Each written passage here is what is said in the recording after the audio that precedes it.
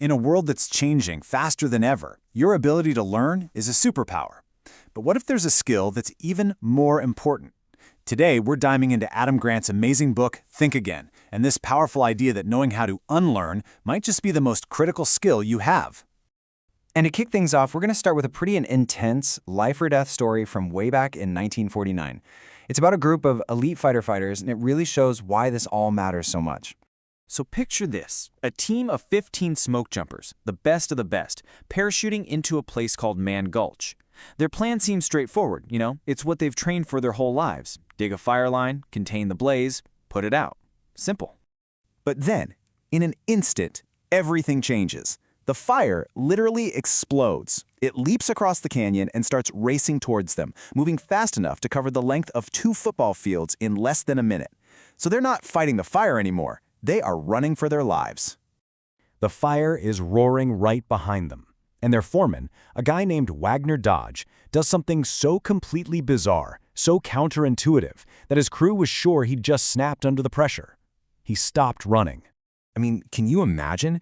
His crew is just stunned. They're watching him light another fire right in their path. One of the guys later said he thought, "That bastard Dodge is trying to burn me to death." They totally refused to follow him into this new fire he just created.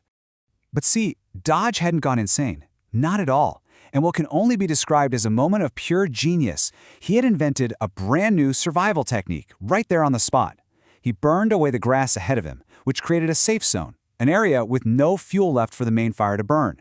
He rethought the problem completely and turned the fire from a threat into a tool. And here's the tragic part.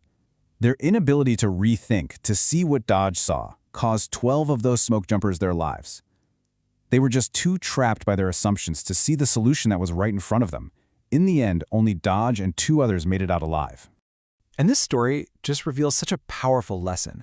In a world that's constantly changing, it's our mental agility, our mental fitness, that can be way more important than just raw intelligence or physical strength. It was Dodge's ability to rethink that saved his life.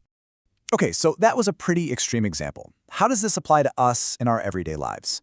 Well, it turns out we tend to fall into these specific mental roles whenever our beliefs get challenged. Let's break them down.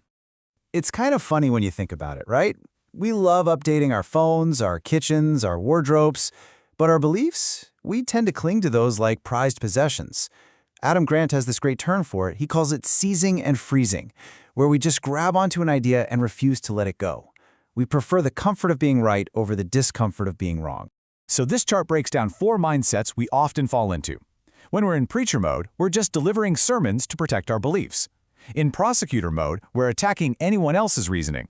And as a politician, we're just trying to win approval from our audience. Now these first 3, they completely shut down our ability to rethink. The goal, the sweet spot, is to be in scientist mode, where you're actively searching for the truth, even if that means hunting for reasons you might be wrong. Okay, so we all want to be the scientist, but how do you actually stay in that mode? Well, it's not a one-time thing. It's about getting into a continuous, virtuous cycle of learning. On the right side here, you see the danger zone, the overconfidence cycle. It starts with pride, which leads to conviction, and then we just look for stuff that validates what we already believe. It's a total dead end for learning.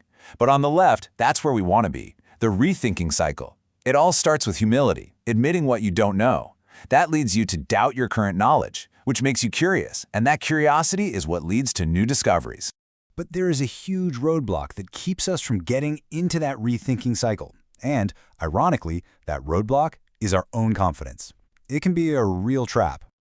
Ah, the famous Dunning-Kruger effect. This quote really says it all. It's this bizarre paradox where the people who are the least competent at something are the most likely to be brimming with overconfidence. It's like the armchair expert who's never played the game, but is absolutely certain they know better than the professional coach. So what's the antidote to this? Grant calls it confident humility, and it's this perfect sweet spot. It means you have faith in your ability to figure things out and reach a goal, but you also have the humility to admit that maybe, just maybe, you don't have the right tools or the best approach right now. It keeps you open. All right, so we've covered the story, the different mindsets, the cycles. But what can you actually do with all this? How do you put the power of rethinking into practice? Here are 2 really practical steps to get you started. First, think like a scientist. Start treating your opinions not as these sacred truths you have to defend, but as hypotheses that need to be tested. Get curious about where you might be wrong. And second, and this one is huge, build a challenge network. Don't just surround yourself with a bunch of yes men. Find thoughtful critics you trust, people who will point out your blind spots and help you see things differently. So I'll leave you with this one simple, powerful question to kickstart your own rethinking journey.